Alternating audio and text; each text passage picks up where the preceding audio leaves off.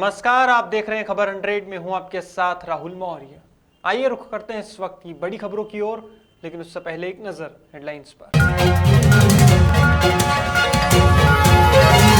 उत्तराखंड के खटीमा पहुंचे सीएम पुष्कर सिंह धामी 2 दिवसीय दौरे के दौरान कई कार्यक्रमों में होंगे शामिल, करोड़ों के विकास कार्यों की देंगे सौगात।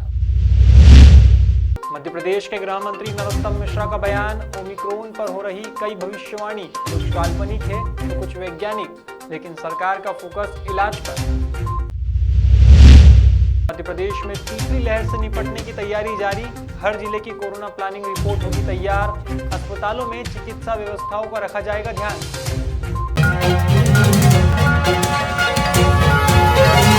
बीते दिन कसरावत के मंडलेश्वर मार्ग पर माकड़खेड़ा नर्मदा नदी के पुल पर एक दूल्हे की कार ने बाइक चालक को टक्कर मार दी है। इस हादसे में बाइक चालक गंभीर रूप से घायल हुआ है। प्रत्यक्षदर्शी ने बताया कि बाइक चालक कसरावत से मंडलेश्वर की ओर जा रहा था, तभी अचानक कार ने अनियंत्रित होकर बाइक चालक को सामने से टक्कर मार दी। फिलहाल घायल को इलाज के लिए अस्पताल पहुंचाया गया है और पुलिस ने भी मामले को संज्ञान में लेते हुए जांच पड़ताल शुरू की है। उज्जैन जिले के तराना नगर में नाना महाराज गुरु मंदिर में दत्त जयंती का पर्व हर्षोल्लास के साथ मनाया गया। यहां सबसे पहले नाना और दत्तात्रेय भगवान का अभिषेक पूजन किया गया, जिसके बाद शाम 7 बजे महाआरती का आयोजन हुआ। वहीं नाना मंदिर समिति के पंडित पंकज दुबे ने शानदार भजनों की प्रस्तुति दी। बता दें, हर साल मार्गशीर्ष पूर्णिमा को भगवान दत्तात्रेय की जयंती मनाई जाती है। इस बार दत्तात्रेय जयंती शनिवार को मनाई गई। दत्तात्रेय जयंती को दत्त पूर्णिमा भी कहते हैं। गौरतलब है कि भगवान दत्तात्रेय त्रिदेव यानी ब्रह्मा, विष्णु और महेश के अवतार हैं। इनकी पूजा करने से व्यक्ति को तीनों देवों का आशीष प्राप्त होता है। रविवार को उत्तराखंड के मुख्यमंत्री पुष्कर सिंह धामी उधम सिंह नगर जनपद के खटीमा पहुंचे।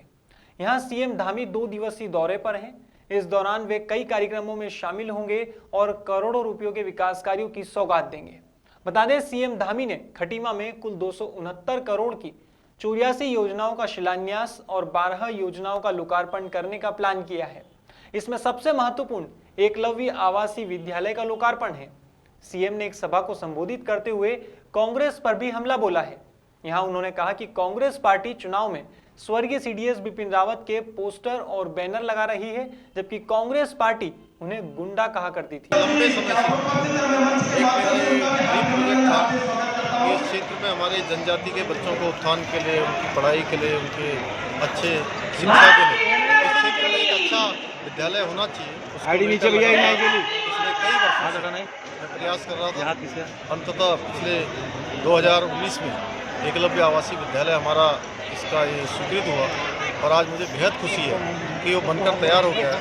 हमारे इस क्षेत्र के सभी बच्चों के लिए, आसपास के क्षेत्र के सभी जनजाति बच्चों के उत्थान के लिए, उनकी पढ़ाई लिखाई के लिए, उनके आगे आने के लिए और एक मैं कहूँ कि विकास की गति को आगे लाने के लिए हमारे सभी बच्चे इसमें पढ़कर इस क्षेत्र के वो आगे जाकर विभिन्न क्षेत्रों में जाकर हमारे इस पूरे क्षेत्र का नाम रोशन करेंगे। रविवार को मध्य प्रदेश के गृह मंत्री नरोत्तम मिश्रा ने मीडिया से बात करते हुए कोरोना के क्षेत्र में जानकारी दी है। उन्होंने कहा कि पिछले 24 घंटों में 15 नए मामले सामने आए हैं, वहीं 15 लोग ठीक भी हुए हैं। ऐसे में प्रदेश में 182 केस एक्टिव है, जिसके चलते रिकवरी रेट 98.6 हो गया है। इसके बाद ओमिक्रॉन को लेकर कहा कि इसके बारे में अलग अलग भविष्यवाणी हो रही है, कुछ काल्पनिक है तो कुछ वैज्ञानिक। ऐसे में सरकार का कोरोना को लेकर पूरा फोकस बना हुआ है। सरकार इसके इलाज पर फोकस कर रही है, हर तरह की व्यवस्था की जा रही है। प्रेस कॉन्फ्रेंस के दौरान मंत्री मिश्रा ने शीतकालीन सत्र में लाए जाने वाले विधेयकों के बारे में भी जानकारी दी है।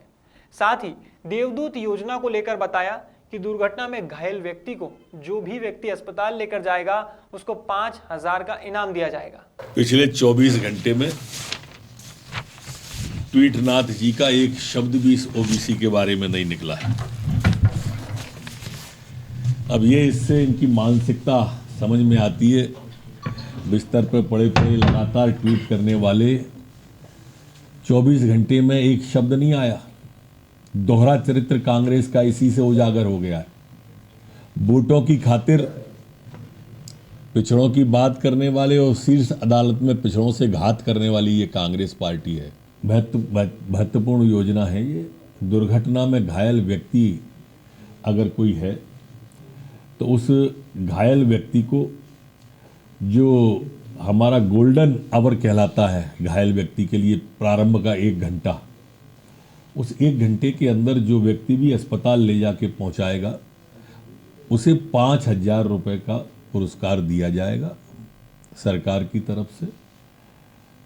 ये योजना का पीछे उद्देश्य भी ये है कि लोगों के मन में कि अस्पताल ले जाएंगे तो गवाह बनाएंगे और इस तरह की आशंकाएं वो भी निर्मूल साबित होंगी और इस तरह का कुछ नहीं होगा और उन्हें पुरस्कार और मिलेगा। हाल ही में मध्य प्रदेश के चिकित्सा शिक्षा मंत्री विश्वास सारंग ने भी एक प्रेस कॉन्फ्रेंस की। इस दौरान उन्होंने तीसरी लहर से निपटने के लिए की जा रही तैयारियों की जानकारी दी है। मंत्री सारंग की माने तो हर जिले की एक कोरोना प्लानिंग रिपोर्ट बनाई जाएगी। साथ ही निजी अस्पतालों में बिस्तरों, ऑक्सीजन, मेन पावर और दवाई की व्यवस्थाओं का भी ध्यान रखा जाएगा।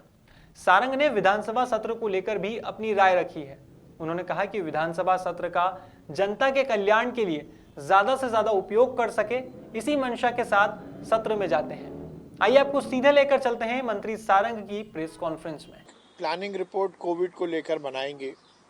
जिला कलेक्टर को उसके लिए अधिकृत किया गया है और उसमें गवर्नमेंट सेक्टर और प्राइवेट सेक्टर दोनों के अस्पतालों में कितने बिस्तरों की हम व्यवस्था कर सकते हैं ये सुनिश्चित किया जाएगा।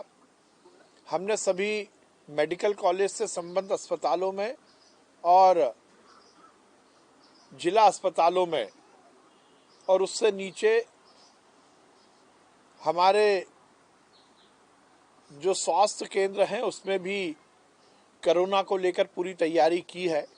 पर उसके साथ साथ ये भी सुनिश्चित किया गया है कि हम अब प्राइवेट सेक्टर में जो अस्पताल विभिन्न क्षेत्रों में काम करते हैं उनके साथ भी पूरी तरह से समन्वय और कम्युनिकेशन स्थापित करेंगे।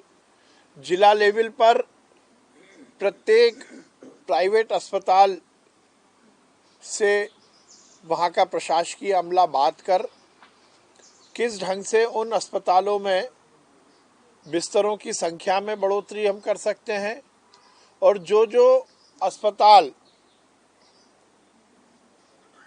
बिस्तरों में बढ़ोतरी कर रहे हैं उनमें ऑक्सीजन, उनका मैन पावर, हेल्थ वर्कर, दवाई, इस सब की व्यवस्था भी सुचारू करे, इसके लिए उनसे बातचीत की जाएगी। फिलहाल खबरों में बस इतना ही।